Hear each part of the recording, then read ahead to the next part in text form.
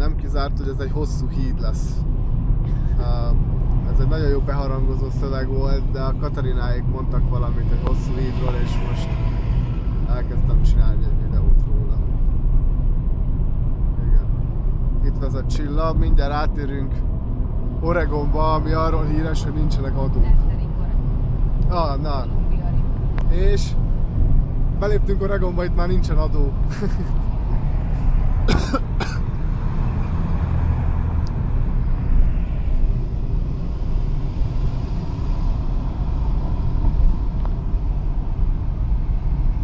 Igen, lehet, hogy ez az volt. Nem az a hosszú híd.